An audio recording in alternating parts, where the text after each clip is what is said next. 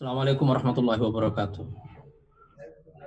Alhamdulillahirabbil alamin wa bihi nasta'in wa la umuri dunya waddin amma ba'd. Pak Hamdi, Pak Riko dan juga Dr. Tirta yang saya hormati serta seluruh rekan-rekan yang mengikuti Gelora Talk hari ini dengan tema marah dan frustasi.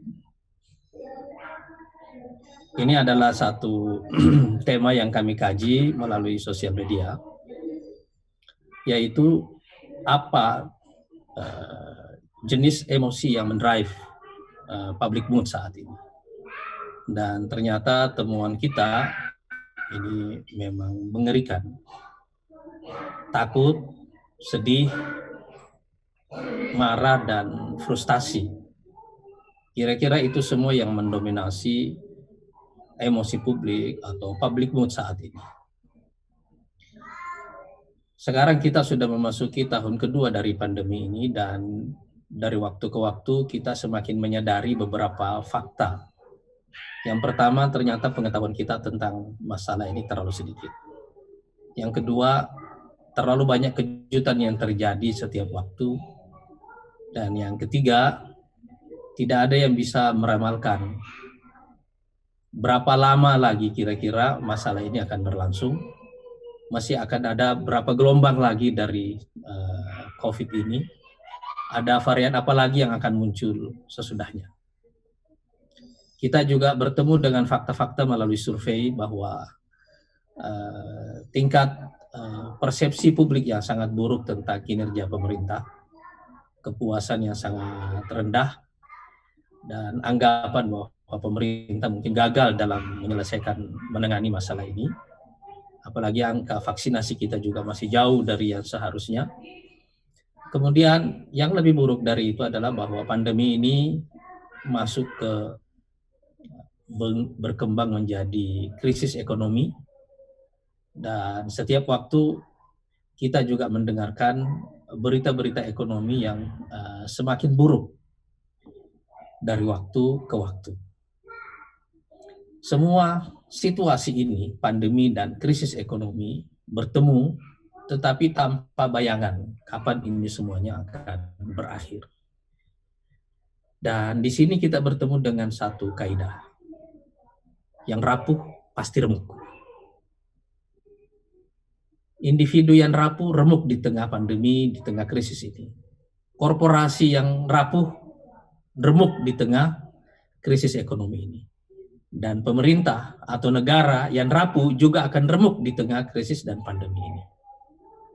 Dan karena itulah adalah penting bagi kita untuk mencoba melihat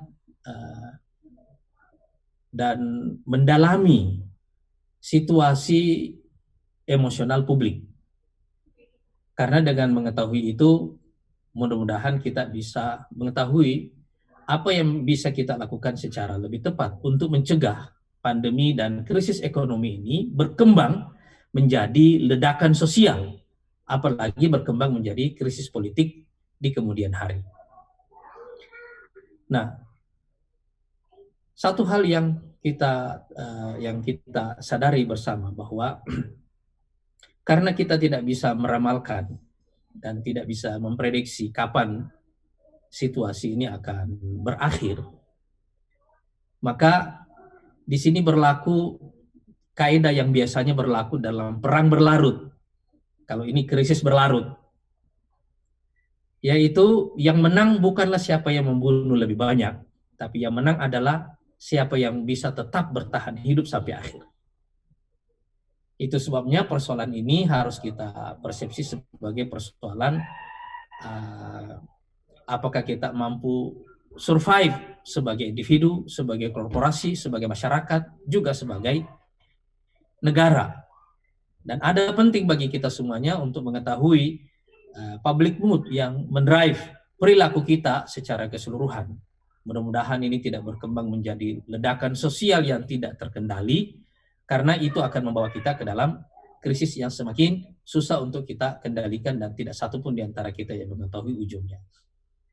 Ada satu kaidah, dan saya kira ini sebabnya kita perlu menghadirkan dokter dan psikolog di sini, Pak Hamdi Muluk dan Dokter Tirta di sini, supaya kita bisa mengerti bagaimana mempertahankan optimisme publik di tengah situasi seperti ini.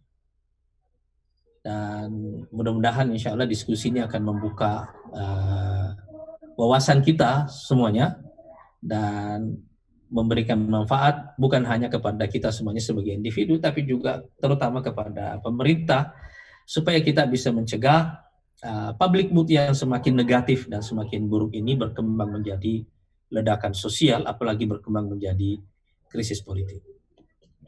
Saya kira itu, dan saya ingin mengucapkan terima kasih kepada seluruh narasumber yang telah bergabung di sini. Mudah-mudahan kita semuanya berkontribusi membangun optimisme publik secara lebih baik. Assalamualaikum warahmatullahi wabarakatuh.